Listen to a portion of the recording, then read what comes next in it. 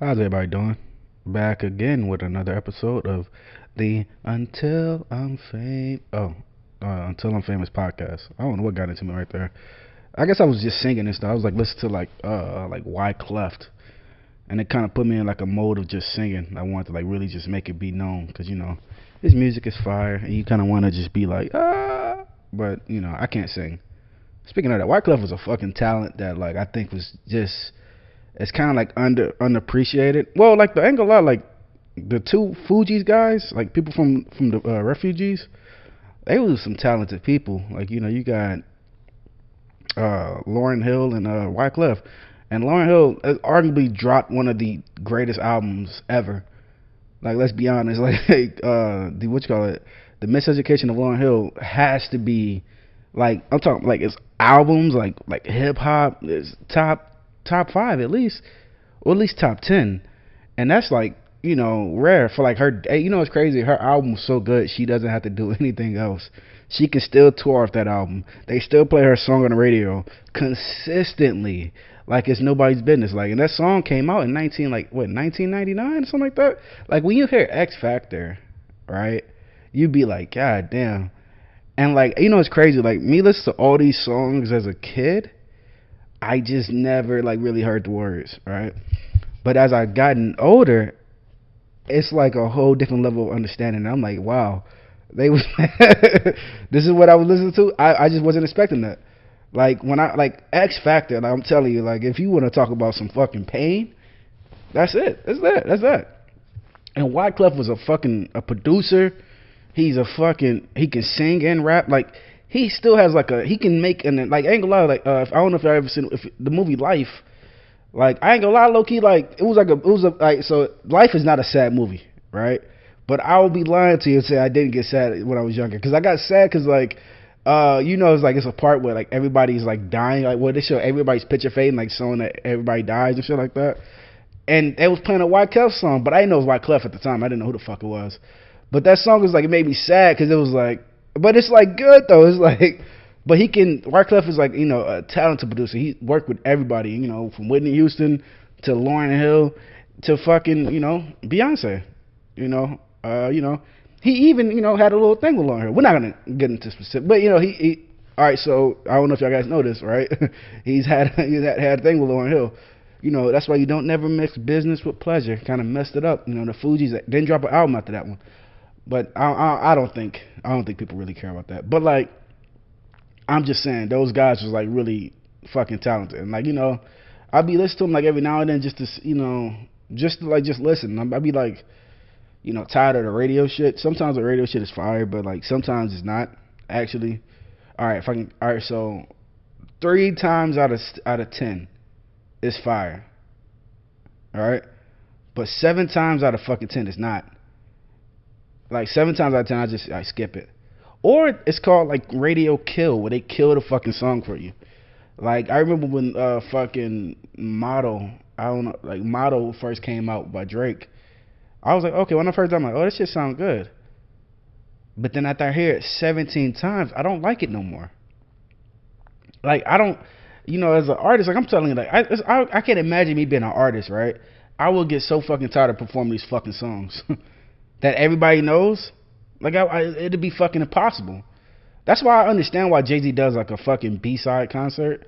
Like Jay-Z does a whole B-side concert where it's like fucking kind of like packed, and like he has it's every single time he does it, it's a very small venue. He's not performing on a big stage. It's like kind of like a small venue, probably like Carnegie Hall, which is not a small venue, but like he sets it up as this very intimate setting, and he performs B-sides where he performs all this like tracks that fucking he expects no one to know, but he's Jay-Z. You're gonna know all this shit, And I would love to see I would love to see a B-side concert for like other fucking artists too, but that'd be fucking crazy. I would love to see a B-sides for like Trey Songz. I think Trey Songz can do a beast ass B-sides because he has Trey Songz has like I think like at least 15 years of work that he can do. Usher can do a B-sides B-sides. R. Kelly can't even do a B-sides because he has too many A's. like, but I would love to see a B-side concert. Chris Brown can do a B-side, but Chris Brown, I don't think he can do a B-side concert too, because I kind of like favor him to R. Kelly, because Chris Brown has like a lot of shit and a lot of features too. It's like crazy how Chris Brown can like do it. But I think that's pretty much it on B-sides. Like I don't think Neil can do a B-sides. Like if you're looking at artists, like R&B artists, like Justin Bieber can't do a B-sides because they're like, you know, pretty much like pop artists can't really do it, like pop, so to say. Like if you like under that lineage of pop and like every song you do pops, I don't really think you can do a B-sides. But Chris Brown has mixtapes and shit like that. Like Justin Bieber can't do no fucking B-sides. And you know, I'll be honest with you, I liked Justin Bieber when he first came out. Okay, no, let me rephrase that. All right, I didn't want to like Justin Bieber, but like, you know, my little sister was a big fan of Justin Bieber because, you know what, he was like fucking that 16-year-old kid with the little flip bang, and she used to keep his shit sharp.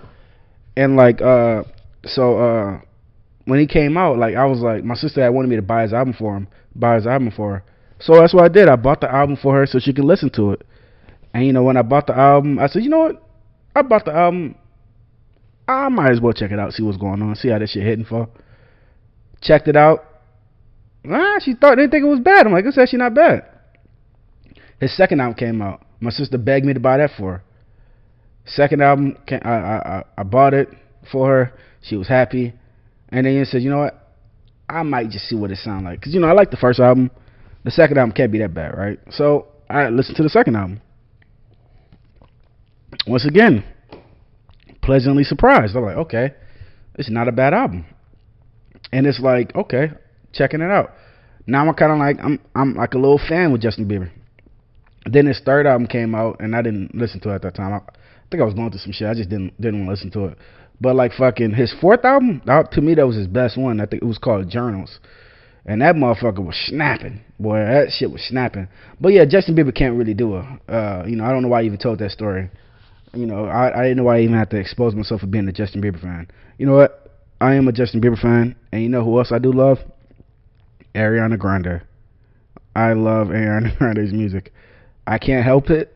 I know I'm not supposed to like it, but like I love her fucking music. Like it's not even funny. I think I have like all her albums because I just like to listen to her music. I like her voice, man. I really love like beautiful voices. Like, you know, if a voice sounds good and if hopefully the song structure can go. Like sometimes motherfuckers can have a beautiful voice and songs be trash. Shout out to Jamie Foxx.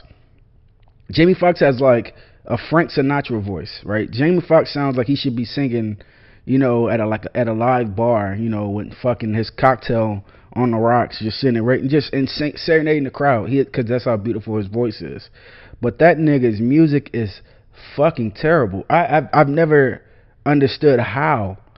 Like, why? I never understood. Like, if you want to talk about like wasted singing talent, okay, all right, that's a little fucking far, but wasted fucking talent with his music, because he has such a beautiful voice. But I think he probably, you know, it's crazy. Maybe he grew up in the wrong time. Maybe his peak of fame just happened at the wrong time, because his music is trash. I don't give a fuck what anybody say. He has a couple of songs, but hey, who don't? Who don't have a couple of songs? If you have a fucking big ass engine pushing behind you, you're gonna have a couple of songs. Fucking Ja Rule has a couple of songs, but does Ja Rule have a fucking catalog? Like what? Nah. Ja Rule has like 6 songs. Jamie Foxx probably has like 4 or 5. Neo probably has like 4 or 5. I'm not gonna that I really like, you know. But Neo's good. Neo had a run though. He had a strong run. But Jamie Foxx kind of like let everybody down. Like Jamie Foxx, it's crazy. I bet you when people first bought his album, it's like, oh, this shit finna be fire, trash. What the fuck is this? Because you expected him to be a fucking beast, you know. I don't know why I kind of went on fucking the Jamie Foxx bashing spree, but it's just, but certain artists, like certain shit like that, like let me down. Like if a motherfucker's debut album is kind of trash, I do get a little mad. Do get a little salty when I see a fucking trash debut album. I don't remember the last track, like what's a trash debut album I heard that I just didn't fuck with. That just let me down. Jay Electronica's, yeah, Jay Electronica's album, like fucking album that he had released with Jay-Z. I wasn't really feeling it. Like I know, like fucking Jay-Z killed that shit. Jay-Z was fucking Jay-Z, but like Jay Electronica's, like okay, I really wasn't feeling that shit, but. And I kind of like, it really does. It's very, very noticeable when your debut album is trash. Cause like you don't really see the motherfucker stay like that long. But it's crazy when a debut album goes unheard. Like Trey Songz' debut album kind of like went unheard. But when you like fucking go back and listen to it, you're like, oh, this shit snaps. This shit's fucking fire. Like it had like soulful like R&B shit on it. Like if you played Trey Songz' debut album, like All the Ifs, you got like Coming for You, you got fucking From a Rum, you got like a bunch of like motherfucking like real good records. So it's like kind of funny when an album can go unheard. But when albums are like not as good as you expected, it's kind of like it's always kind of funny. Like I went back and I listened to Prince's first album, I think it's called For You. I'm gonna look it up, but I went back to listen to Prince's first album, and Prince's first album was like, because like obviously when you look at Prince's first album, it was it was written, directed, co-starred, everything by Prince. Prince did everything. But I went back to listen to his first album, and I'm like, this is actually really good. It's really good. Like it's actually like for him to do all that, play all the instruments, is really good. That album is like really good. Because he has like two albums. I think the one everybody really thinks is the first album is like I Wanna Be Your Lover. That's like the fucking first song. But no, he had another album which like it's just like him and an afro. But I think he only gave that album the title and shit like that. So, but like it's actually really good, and it's crazy because like I bet you like when it first came out, people probably wasn't really fucking with it. But if you go back and check it out, you like, oh, that shit's good. But Prince was like one of those artists where like because he came up on the time of the 80s and the in the 70s and shit like that, where like being famous wasn't easy. Probably it wasn't easy. That shit was tough. You like when you're famous, you actually had talent. Like a lot of motherfuckers actually have to have talent. Like fucking Prince was fucking talented. Could play all the fucking instruments. That nigga couldn't miss. And then had to, he made a standpoint. He says he's not gonna fucking sample. Well, he doesn't sample songs because he always starts sampling was like the easy way out. I'm gonna sing my motherfucking shit live. I'm gonna do all that shit. But Prince is one of those fucking artists. Like Prince is the only man that you see. Prince, Michael can get niggas to pass out. Get motherfuckers to lose their mind. Prince was fucking goated. Like if you ever hear like stories of Prince, you'd be like, God damn. Like it was like a story like Jamie Foxx had told. Where Jamie Foxx was talking about Prince, he was saying like how Prince was like, he was supposed to have like a concert because Prince like likes to perform at small venues, which I think that shit's fire. So, but like, shout out to Jay-Z. I just said it. But yeah, so Prince is supposed to be performing at a small venue, and like he had somebody come out and say, we're sorry, but Prince is not gonna be able to perform. And like everybody got like all fucking mad. He like waited like 10 minutes, and they said they got this other band to come on. And like motherfuckers in the other band come out and they was like doing their little shit, but who the fuck is these motherfuckers? We didn't come in for that. We came in for fucking Prince. Like, what the fuck this is, right? But like, so he had to like the other band was performing shit like that, right? But Prince, was hiding in the back, just watching everybody's like crowd. They was like, "Oh, I can't believe this shit. Fuck this." They was mad and shit. But they still stayed because they was gonna watch the other band. And then Prince kind of like snuck out to the stage and he goes, "I heard you motherfuckers wasn't getting served." With his deep ass voice, he says, "I got you." And everybody just fucking lit up, and he performed that shit for like hours. And like set that shit off. You gotta like watch, like, and I'm like, when you hear shit like that, you like, only like goated niggas can do shit like that. A lot of these niggas ain't really goated like that. Like a lot of these niggas be like flashes in the pan. They be like fucking bacon. You just flip it over and they're done. None of these niggas is fucking prime rib with lemon lime on that motherfucker. None of them niggas is cut like that. All these niggas is fucking flashes in the pan. I mean, not all of them, but 7 out of 10 of them niggas are. Like, I mean, obviously, if we go in hip hop, right, we can be, obviously, we got the three-headed monster with Drake, J. Cole, and fucking Kendrick. But after that, I mean, like, ooh, we'll see. We'll see. I don't know how long fucking Big Sean gonna be rapping like that. I don't know how long fucking 21 gonna be rapping like that. Like, I don't see how these niggas gonna be rapping like that. It's gonna be tough to see it. But I'm excited to see it. Like, it's crazy. Like, I was thinking about this shit for the other day. Like, do I see any of these niggas having like fucking that like goat like presence, right? I think J. Cole. What's his name? Fucking Drake wants it. He wants it, but he's not gonna get it. Like as bad as Drake wants his goat like presence, because ain't gonna lie, I'm telling you right now, I personally think Drake is bothered by the fact that he's not called the greatest of his generation.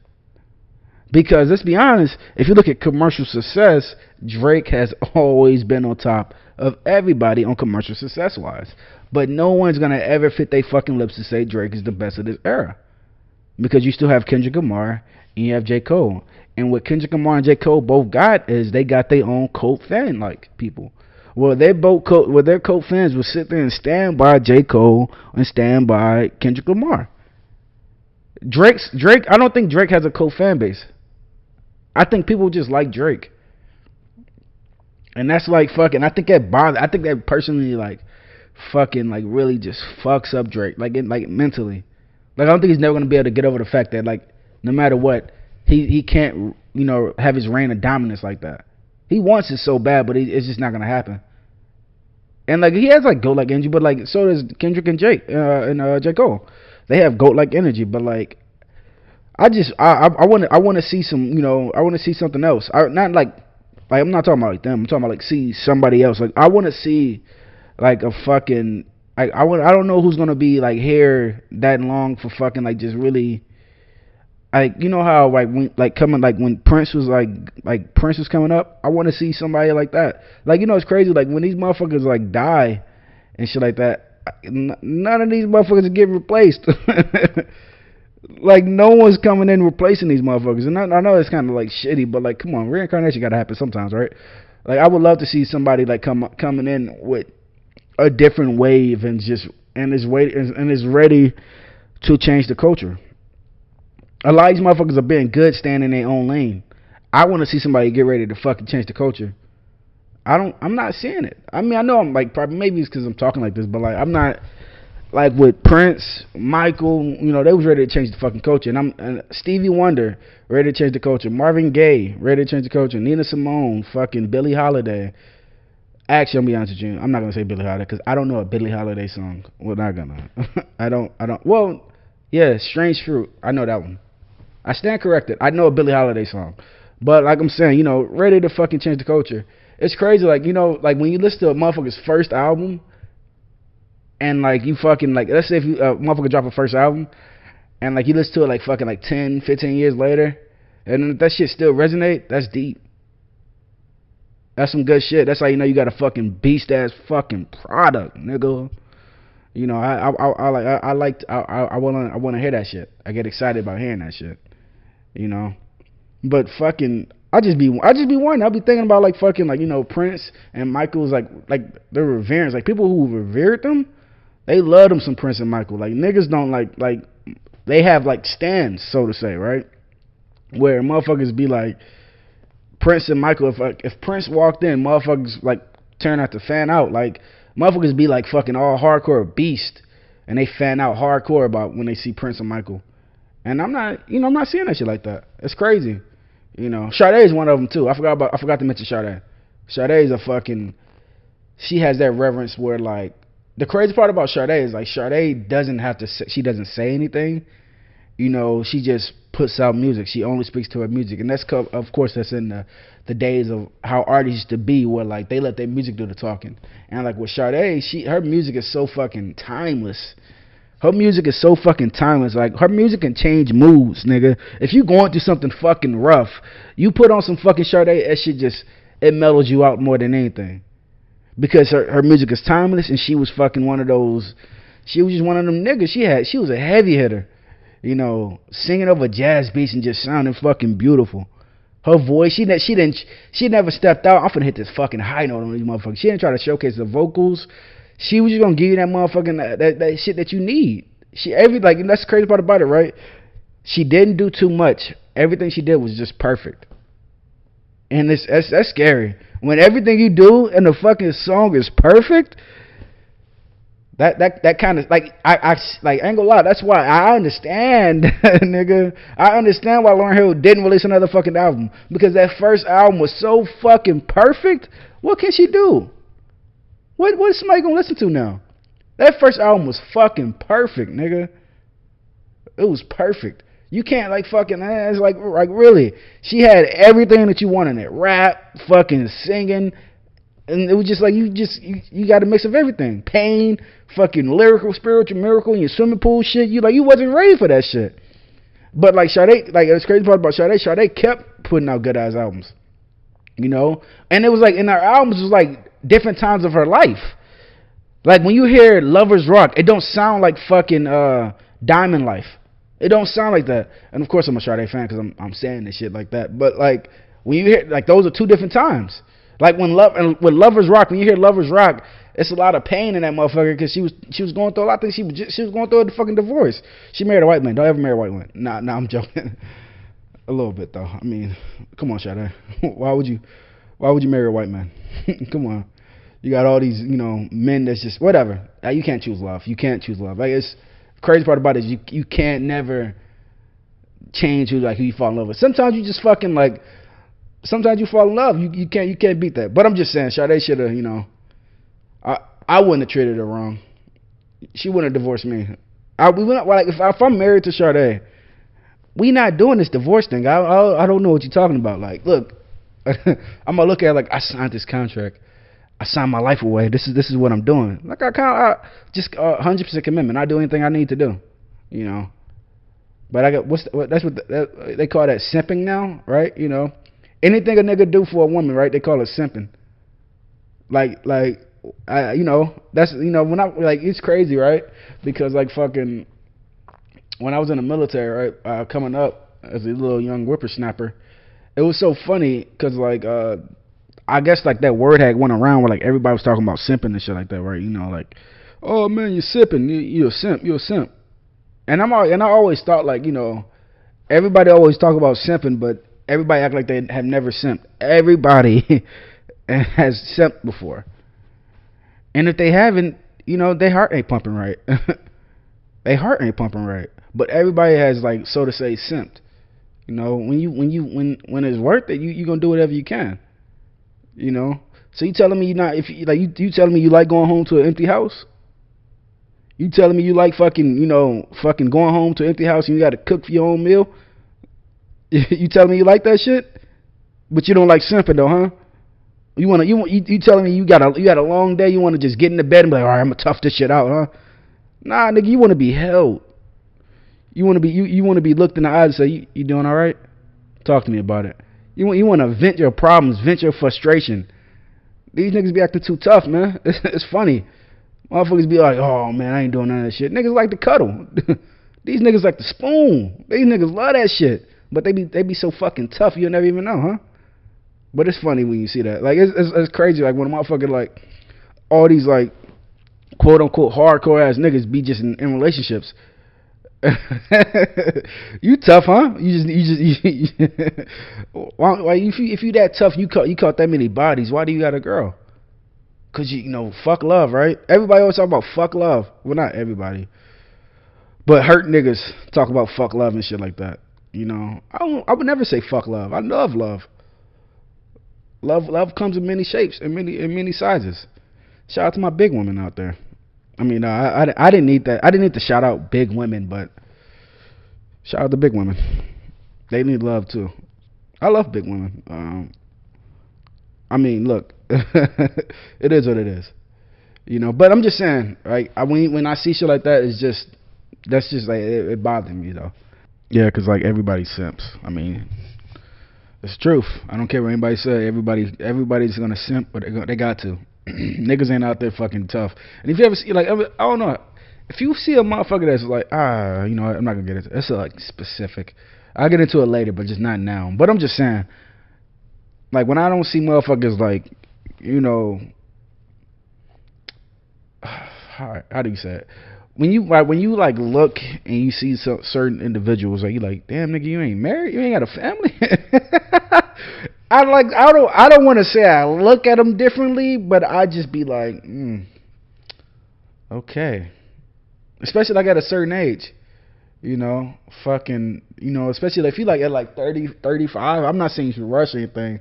You like past like 35 and you ain't got like really a base. I mean, you can't help not to look at that. It's very noticeable.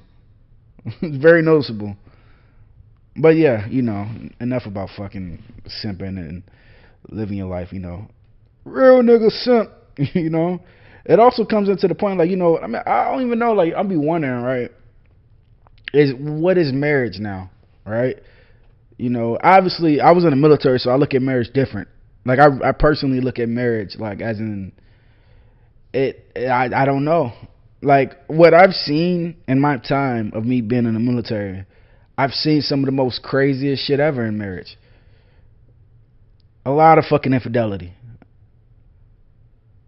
But even though there's a lot of infidelity, it'd be fucking a very functional relationship. It's like a highly functioning alcoholic.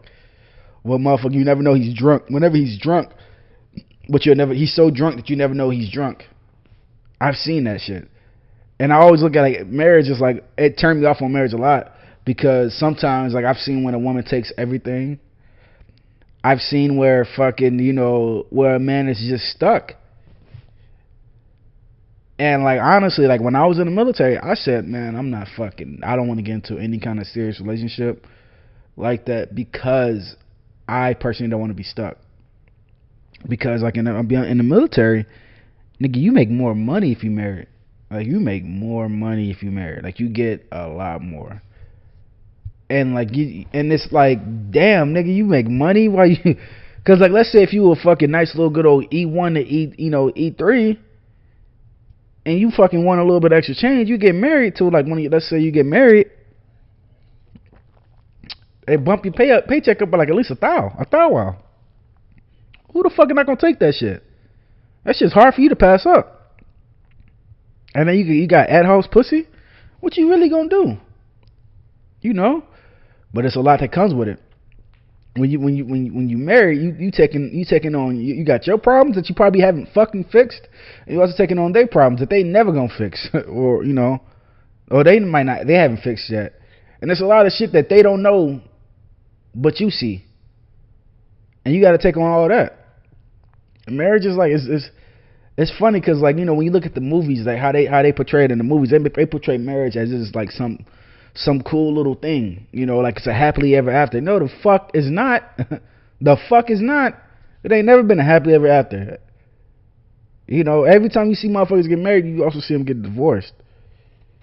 It's like as much as people get married, as many people get married, many people get divorced. And it's kind of crazy, right, to be able to look at somebody and be like, hey, yo, you're gonna be careful. Because imagine this, you in a fucking relationship with the chick that you think is gonna be your wife. Somebody looks at you and say, hey man, just be careful. What the fuck you mean? It's my wife. I love her. I'm already careful. I already know what I'm doing. It's like it's such a tricky situation. You can't really be telling motherfuckers like it's weird now, And marriage is such a strange thing. I don't know if it's the same as it was for back in the day. Back in the day, marriage was like just for a family. Well, you didn't see a lot of fucking, not back in my day, obviously, because back in I came up in the era where there was no fathers. Well, like I know a bunch of fucking kids with no fathers in their life, no father figure.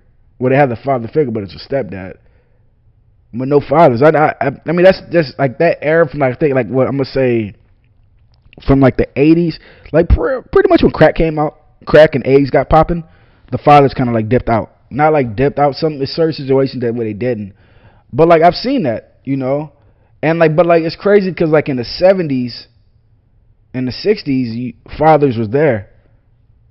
Well, he probably wasn't. I don't fucking know, but all I know is like from what I've seen, fathers was there. My grandparents was married. My granddad did everything he could to be in his kid's life. He was there. There never was a point that he wasn't there. But like I think it's like where times change, but they was married though, and being married at that time was like it was just something that was just like I get. I mean, I'm telling you that they really took that shit serious. I don't think they take marriage serious as it is now. Marriage more now is like looked at as like kind of like a fucking business move, you know, where like I don't think like I think it's like here's the thing. I think it's like a standpoint of like being married now. Motherfuckers either they get married too fast or it's just not the same. You know, I don't think love is the same anymore. I think more love is coming to the point of lust, and they confuse that shit like love and lust. You know, that's a very, you know, it's hard to even know if you love the difference between love and lust. It's really hard to know. Like a lot of motherfuckers be like, you know, I love her, but if she was fucking, you know, if she was like fucking ugly and she didn't have a pussy, you couldn't fuck her no more. Would you still love her? And then like so now she's just laying next to you, and you can't have sex with her. Would you still love her? That's when that shit got to really get evaluated. But you know what exposed all that shit was motherfucking COVID. COVID shut all that shit down. COVID like said, you know what? You don't love that girl. COVID told you that. When you got to sit there and be quarantined with her, and you go, man, I never noticed, but I fucking hate her fucking voice. I hate her fucking voice. I'm tired of this bitch talking to me every fucking day. Why the fuck is she saying this shit to me? Like us, all she does is fucking nag, and that's when you start to notice something. You know, like back then, like you used to see motherfuckers like this. I'm with you because I want to spend the rest of my life with you. I don't give a fuck what you say. You know, but like that's, I mean, that's something that's like when you see that shit, like love and lust. That's a very tricky thing. You know, because let's be honest, as a man, do you really want to marry a ugly woman? I've never heard somebody say, you know what, I want my wife to be ugly. Okay, I've heard one person, but I'm not gonna mention no name. But he knows who the fuck I'm talking about when I talk about him. But like, you know, you want a beautiful woman, and I think it's come to the point where like with men, with our love, it takes time for us to love. But when we love hard, but it takes time. Like we don't like if we love immediately, that says something. But it takes time, you know, for like to really build like that fucking strong sense of love. Like it takes time. It takes time. But like I don't look, I'm not a woman, but I will speak for women because this is my podcast. So like fucking, you know, I think women just fall in love like, and that's a difficult measure. I really feel like what's fucking up, you know, marriages and shit like that is like to the point of like they're having a difficult time trying to separate love and lust. All these motherfuckers that I'm telling you, and it was a big case of that shit when you see all these motherfuckers get divorced and like they're not with their significant other, especially after fucking 7 months of quarantine, and they're not together no more. That obviously had to tell you something. Cause like, you know, it's crazy. People say people just fall out of love. Do they really? Do they really? I know it's like obviously you can, but I don't believe that shit sometimes. With certain cases, I think with most cases, it wasn't there at all. It was a lot of force. It was a lot of force. And when you force it, that shit never go in right. When it's forced, it never comes off right. And basketball, when you force a jump shot, it never really go in. Sometimes it go in, but sometimes it don't. Most times it don't. When you force anything, it never goes in right. That's what you got. It has to be natural. It has to just be smooth. A fucking smooth transition. When that shit's fucking smooth, it's noticeable. Why the fuck am I talking like that? But I'm just saying, you know, I don't know what the fuck, I don't know what marriage mean. But everybody wants to get married. I want to get married. You know, I'm not married now. But I mean, who don't want to get married? You know, I mean, like that's something that's just like. But I want to marry the right person. But then it also comes to a standpoint of like, do I fucking wait for the right person? I mean, of course you go out and you look, right, and you do this thing. But like, what the fuck is the right person for you? Who knows what the fuck the right person is for you? And what if you've been walking past the right person for 10 years and you just never noticed? You just been walking past the right person. You're just like, yup, don't give a fuck. All the motherfuckers that you turned down happened to be the right person, but you just never noticed. Like that really, really, really, really hideous chick turned out to be the right person for you. But you would never date her because, look at her. I mean, yeah. I mean, let's be honest. Look at her. She got like fucking 3 moles on her fucking nose, and she's cross-eyed. I can't. Well, what? I have a reputation. No, I'm fucking around.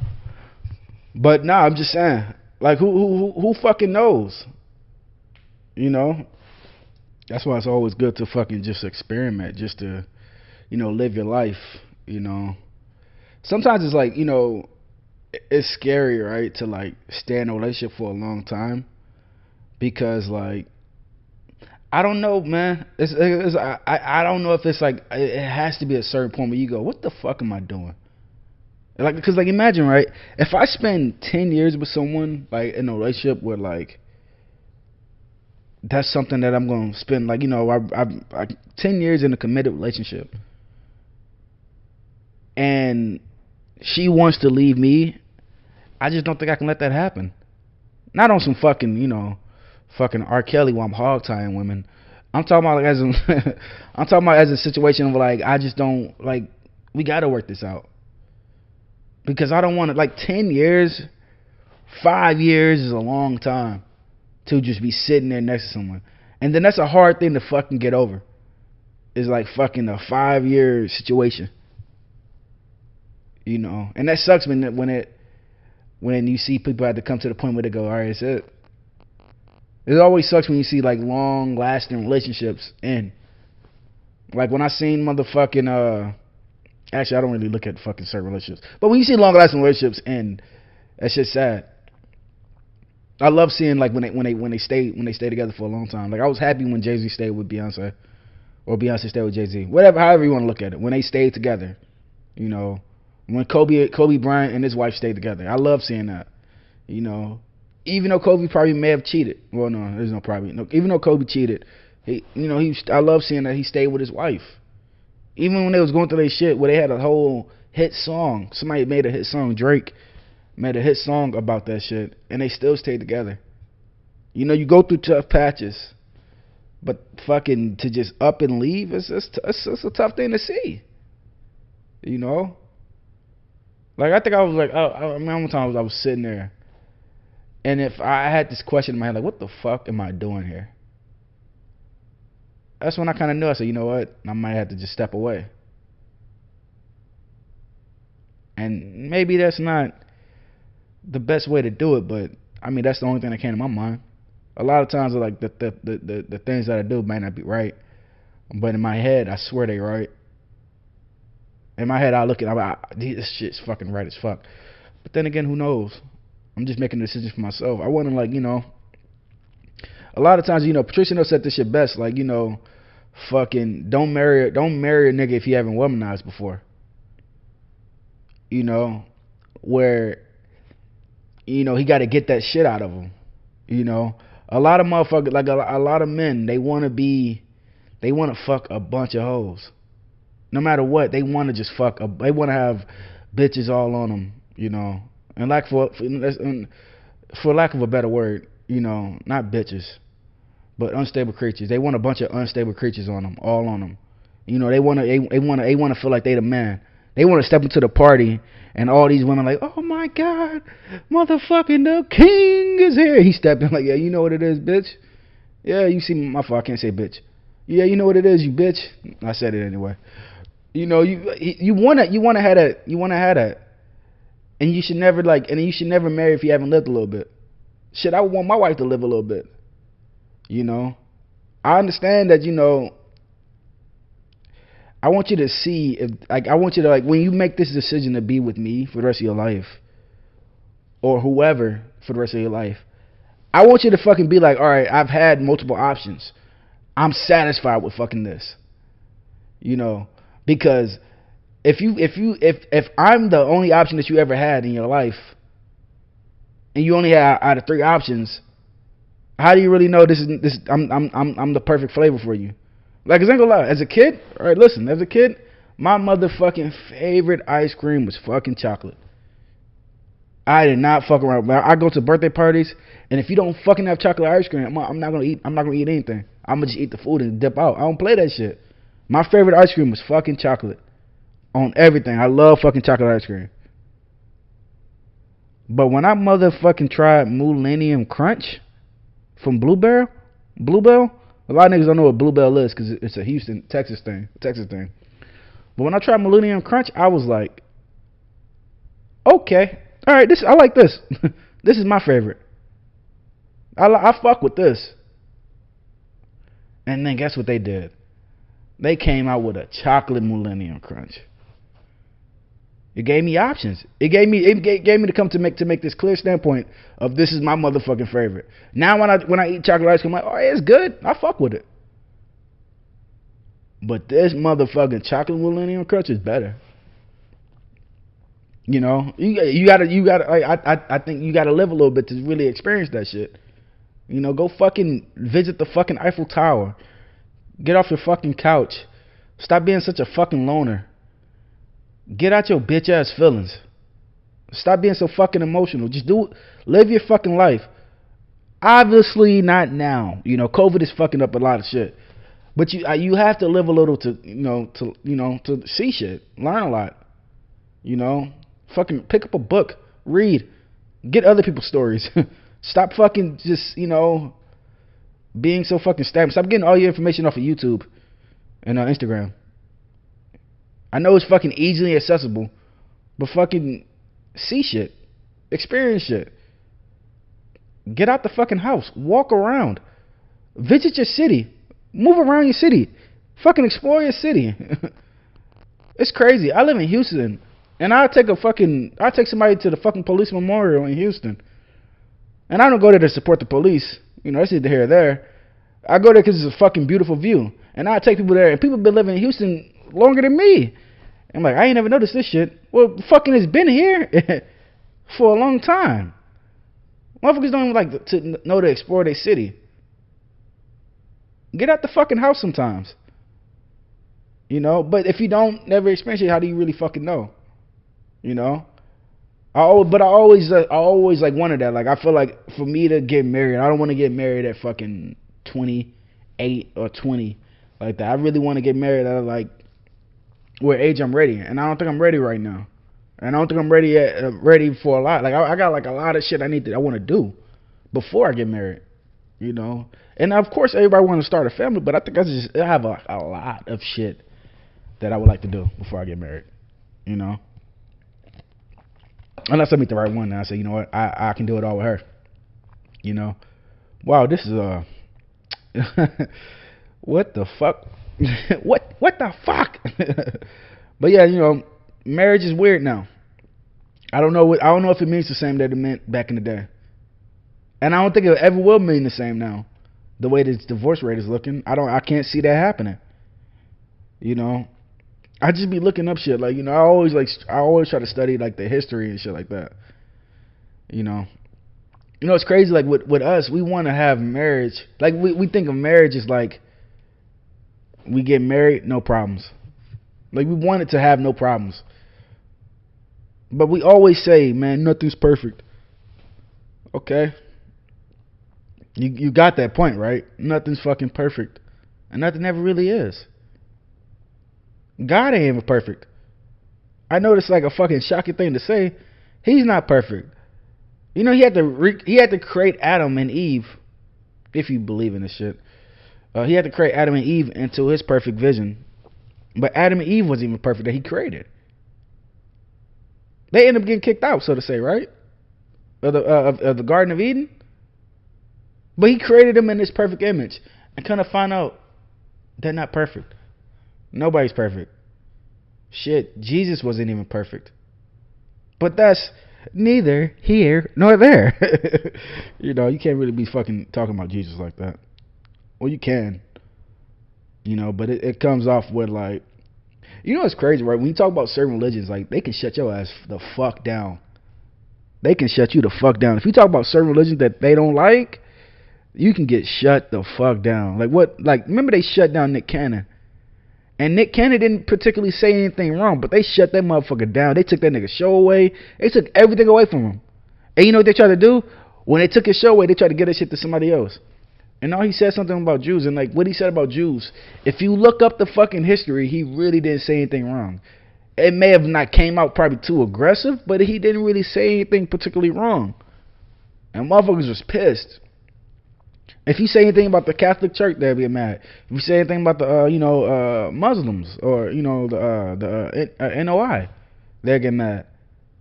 Religion is weird. Like religion is weird, man. It's crazy, right? Because to think, like, that's not to mention, right? If you look at history, like before, there was like words and shit, like scriptures and shit like that. There was pictures. You look at all the old school history, you look at the pyramids, like the pyramids, the shit on the wall of the pyramids, how they had like fucking hieroglyphics, the fucking pictures and stuff like that. If you go all around the world, they all have different kind of photo pictures and shit like that. And you don't see some of the shit that they talk about in the Bible. I don't know. What you see in a lot of the fucking hieroglyphics is you see, very beautiful photographs. Like you see certain creatures that we don't see today. You see certain creatures that you don't see today, but they all symbol something. Like it's crazy to think that like fucking the Mayans and Aztecs and shit like that have a god of fucking of death. The Mayans and the Egyptians both have a god of death, and they've seen them, but they come in different ways. But they've seen that shit. We don't have that. We have God. There could be other gods out there, but you don't know. I particularly don't really, like with religion, I particularly don't know what to believe. So by me not knowing what to believe, I just try to live a righteous life. And when I mean by righteous, I just try to do what's right in my heart. And I know in my heart, I particularly know what's fucking bad. Like you can't tell me, like whenever somebody do something bad, like deep down in your heart, no, ain't nobody gotta ever fucking tell you, hey, don't kill somebody. You kind of like, you just know. Like I've never had to kill somebody, cause but like, and I just follow that. I follow my heart. Whatever I feel is good, I feel is good. If I don't feel as good, I'm not gonna do it. And when you get that gut feeling, I kind of like follow it, cause that gut feeling be telling me the truth. Sometimes it's a lie. I'm not gonna get into that. Sometimes it's just gas, but whatever. Whew, that was a lot. I really have no idea. I guess I can continue this shit next week then. To be continued next week. You guys have a good one though. Thank you for listening.